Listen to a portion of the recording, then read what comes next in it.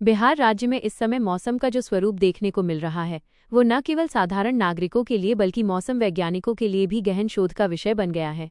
मई के महीने में जहां उत्तर भारत के अधिकांश राज्य भीषण लू और चिलचिलाती धूप की चपेट में रहते हैं, वहीं बिहार में प्री मानसून की इस असाधारण सक्रियता ने पिछले कई दशकों के रिकॉर्ड ध्वस्त कर दिए हैं।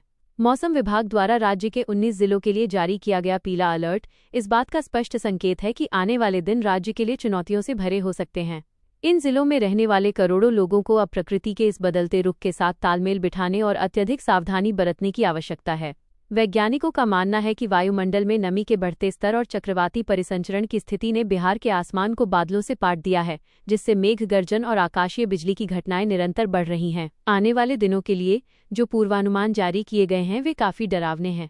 50 किलोमीटर प्रति घंटे की रफ्तार से चलने वाली हवाएं किसी छोटे तूफान से कम नहीं होती। ऐसी हवाएं कच्चे मकानों, पेड़ों और बिजली के तारों को भारी नुकसान पहुंचाने में सक्षम हैं। सबसे बड़ा खतरा आकाशीय बिजली यानी वज्रपात का है। बिहार एक ऐसा राज्य है जहां हर साल वज्रपात से सैकड़ों लोग अपनी जान गंवाते हैं।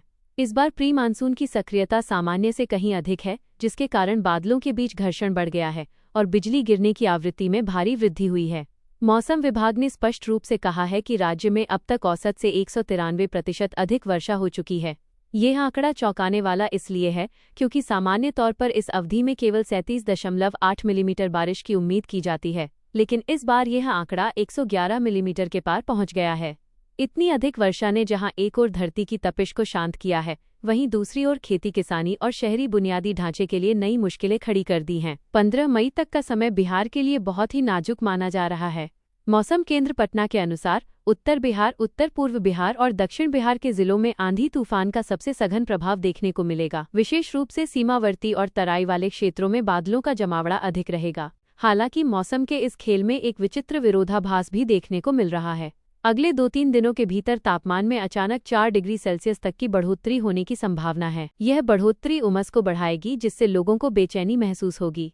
लेकिन ये बढ़ती गर्मी ही दरअसल उन बादलों को और अधिक ऊर्जा प्रदान करेगी जो बाद में भीषण गर्जना के साथ बरसेंगे।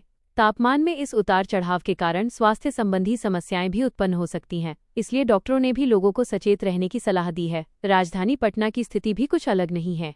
पटना और उसके आसपास के इलाकों में आंशिक रूप से बादल छाए रहने और हल्की बूंदाबांदी का सिलसिला जारी रहने वाला है। यहाँ अधिकतम तापमान 34 से 36 डिग्री के बीच बना रहेगा, जो मई के हिसाब से काफी सुखद है।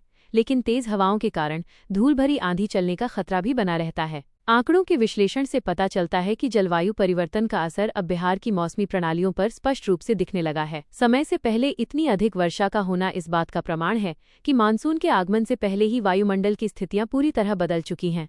खेती के नजरिए से देखें तो ये बारिश और ओलावृष्टि किसानों के लिए मिश्रित परिणाम लेकर आई है। जहां एक ओर सब्जियों की खेती और आम लीची की फसलों को इस आंधी तूफान से भारी नुकसान पहुंचा है, वहीं दूसरी ओर धान की अगली फसल के लिए खेतों की तैयारी में ये नमी सहायक सिद्ध हो रही है। लेकिन वज्रपात ने किसानों के मन में खौफ पैदा कर दिया है। ग्रामीण इलाकों में लोग खेतों में काम करने के दौरान अचानक आने वाले तूफान से खुद को बचा नहीं पाते। प्रशासन ने बार बार ये चेतावनी जारी की है कि यदि आसमान में बादल छाए हों और बिजली कड़क रही हो तो तुरंत किसी पक्के मकान की शरण लेनी चाहिए। किसी भी परिस्थिति में ऊंचे पेड़ के नीचे खड़ा होना मृत्यु को निमंत्रण देने के समान है, क्योंकि पेड़ बिजली के सबसे अच्छे सुचालक होते हैं। प्रशासनिक स्तर पर सरकार ने सभी जिलों के प्राथमिक और सामुदायिक स्वास्थ्य केंद्रों को 24 घंटे तैयार रहने का आदेश दिया है। आपातकालीन दवाइयों और एम्बुलेंस सेवाओं को सक्रिय रखा गया है। विशेष रूप से कैमूर, रोहतास, औरंगाबाद, गया, जमुई और मुंगेर जैसे जिलों में जहां पहाड़ी और खुले क्षेत्रों के कारण बिजली गिरने की घटनाएं अधिक होती हैं, वहां विशेष निगरानी रखी जा रही है। आपदा प्रबंधन विभाग ने रेडियो, टेलीविजन और सोशल मीडिया के माध्यम से निरंतर जागरूकता संदेश प्रसारित करने का निर्णय लिया है, ताकि कोई भी नागरिक सूचना के अभाव में किसी दुर्घटना का शिकार न हो।